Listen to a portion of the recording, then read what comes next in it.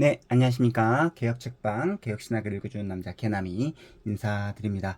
자, 오늘은 벨기에 신앙고백서 34조. 지난번에는 그 34조 가운데서 그 유아 세례에 관련해서 이렇게 제가 먼저 이렇게 영상을 올렸는데요. 이번에는 그 유아 세례를 뺀 나머지, 세례의 전반적인 의미에 대해서, 벨기에 신앙고백서 34조를 중심으로 이렇게 해설하고자 합니다. 지난번에 말씀드렸죠. 은혜의 방편, 교회의 표지.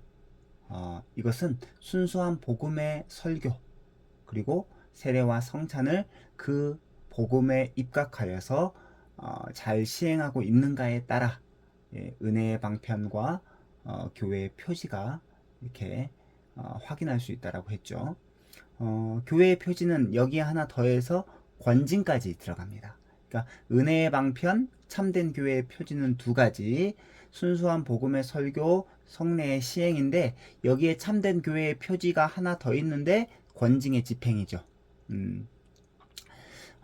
아무튼 이 성례를, 세례와 성찬을 두 가지로 이렇게 우리가 구분합니다. 성례를 두 가지로 구분하는데 세례와 성찬이다. 오늘은 그 세례와 성찬 가운데서 세례에 관련해서 함께 나눠보고자 합니다. 세례는 언약 백성의 표시입니다. 내가 하나님의 백성이구나 라는 것을 어떻게 알 수 있냐면 세례를 통해 알 수 있습니다.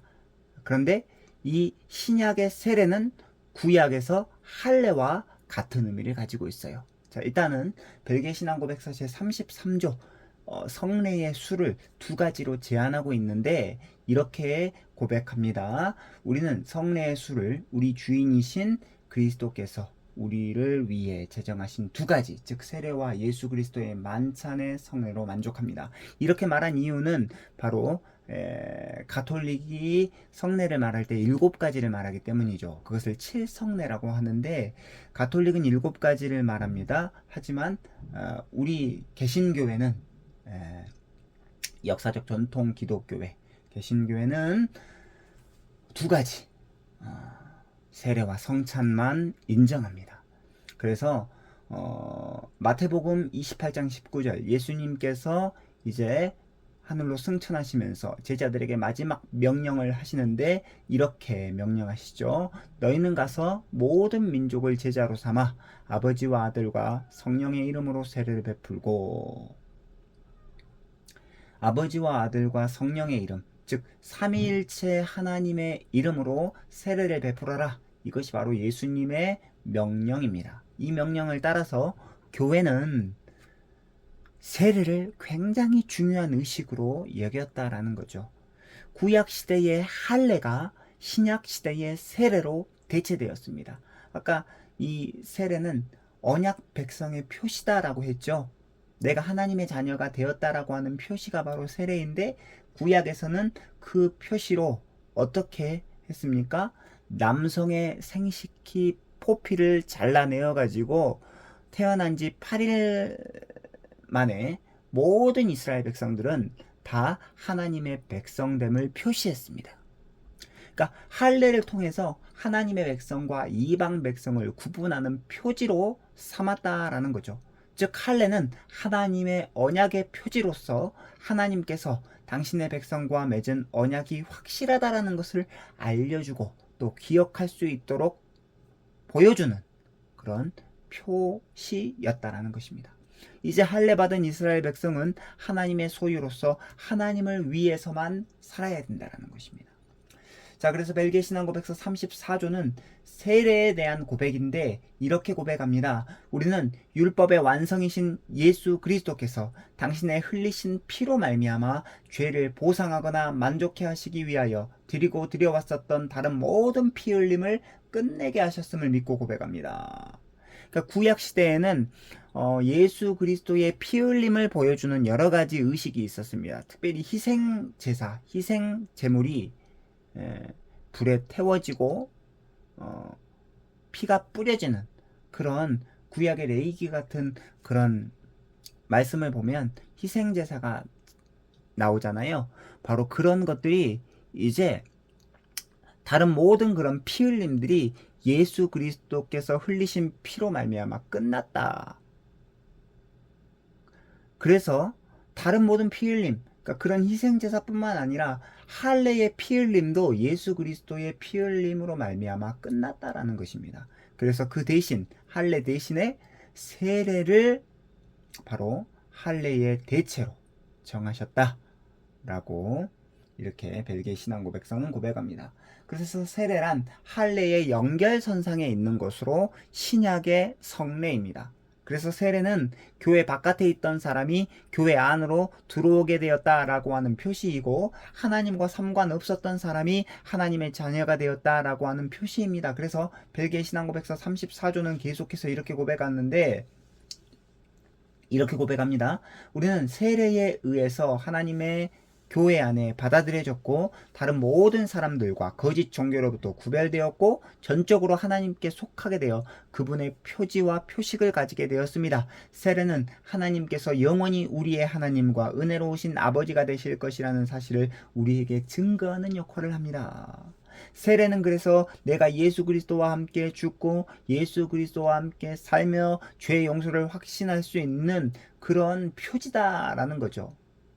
그러나 이렇게 세례가 중요한데, 중요한 것은 뭐냐?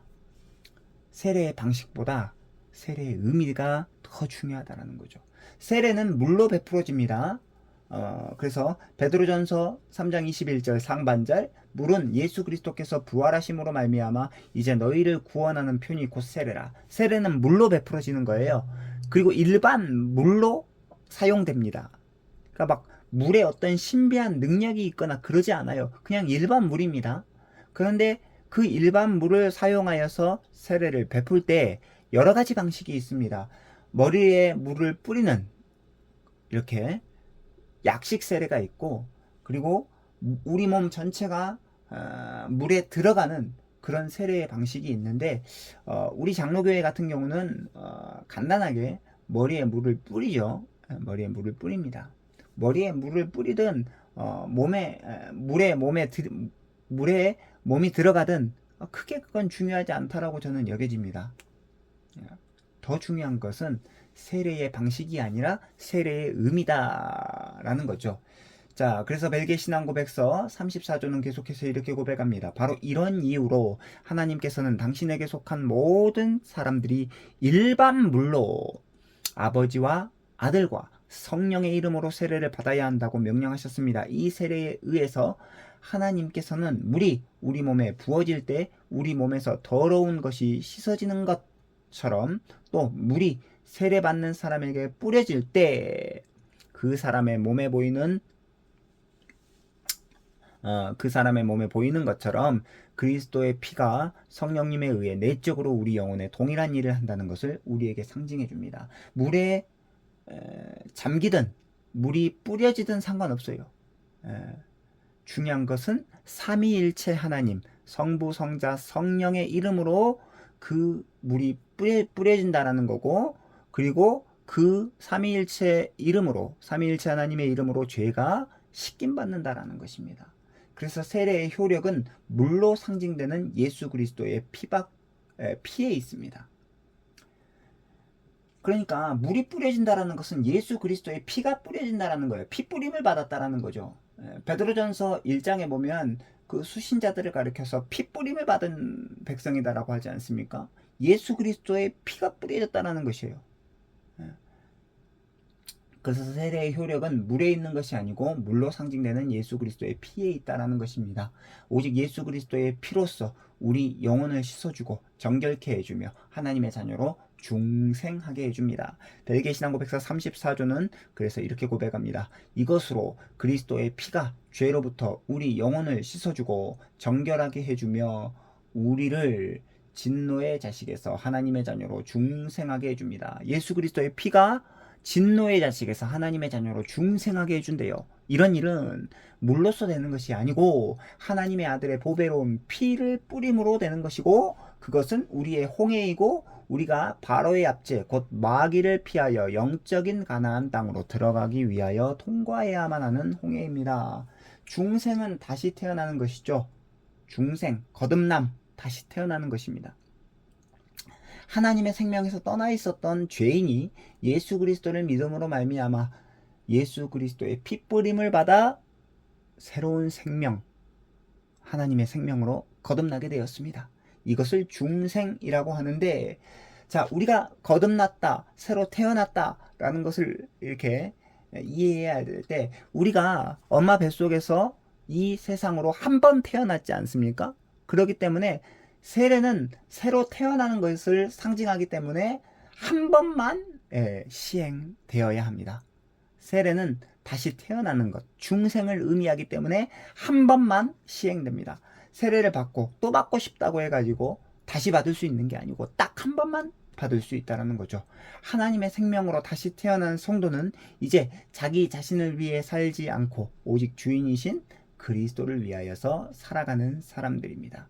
그래서 사도 바울은 로마서 14장에서 내가 살아도 주를 위해 죽어도 주를 위해 죽는다라고 고백하는 그 고백이 우리 모두의 고백이다라는 거죠. 세례받은 우리 모두의 고백이다라는 것입니다.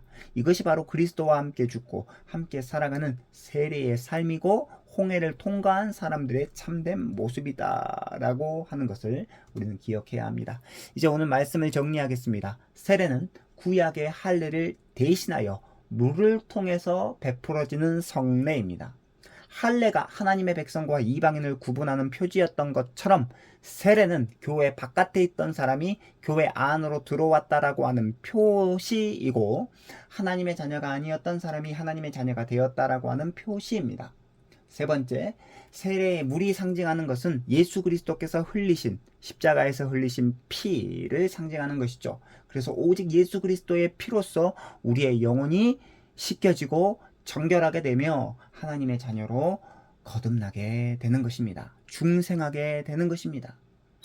네 번째, 하나님의 자녀로 중생한 자는 이제 자기 자신을 위해 살지 않고 오직 주인이신 예수 그리스도만을 위해 살아야 된다라는 거죠. 그래서 바울의 고백처럼 내가 살아도 주를 위해 죽어도 주를 위해 살고 죽습니다 라고 고백하는 사람들, 바로 그렇게 살아가는 사람들이 세례받은 참된 신자의 삶이다 라는 것을 기억하시고, 자, 오늘 우리가 세례를 통해서 우리에게 주어진 이 의미가 무엇이냐 깊이 상고하면서 벨기에 신앙 고백서를 우리의 신앙으로 받아들일 수 있는 모든 구독자 여러분들 되시기를 바랍니다.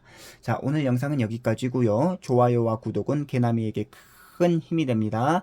다음 영상 벨기에 신앙 고백서 제 35조 영상으로 찾아뵙도록 하겠습니다. 안녕히 계십시오.